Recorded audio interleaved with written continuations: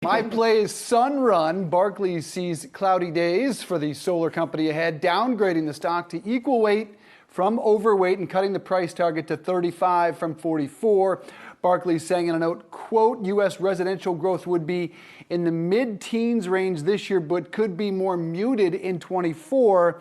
The Inflation Reduction Act, which President Biden signed into law last August, authorized $391 billion in spending on clean energy and climate change initiatives over the next decade. But Sunrun has not been able to capitalize on that for the most part, now down more than 8% over the last 12 months, falling nearly 8% earlier today, and now has rallied a bit, still down more than 6%.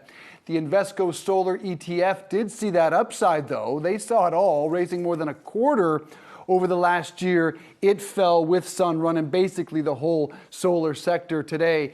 It's interesting. I equate this, and I talk a lot about the CHIPS Act, as you know.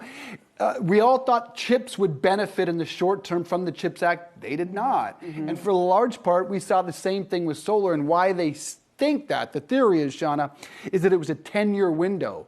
So the consumer knows, I have 10 years to do this and still take advantage of the tax benefits. So why would I rush out and do this when it's spread out over 10 years, not as much of an incentive? Exactly. And also it could be a pretty costly decision, too, just in terms of the cost that you're paying up front. So in this economic environment, and when people are pulling back on spending, maybe they're not as willing to kind of cough up all that money up front in order to move into this space. But I think it's interesting when you take a look at the street's overall ratings on this stock, because of that weak performance in 2022, what you were talking about, there's still 19 buys when there's so many questions just about the uncertainty of the next couple of months, couple of quarters, at least. When you take a look at the fact that shares are just around $24 a share, I wouldn't be surprised if some of those 19 buys were downgraded to holds over the coming weeks, given the clouded outlook that we will likely see from Sunrun.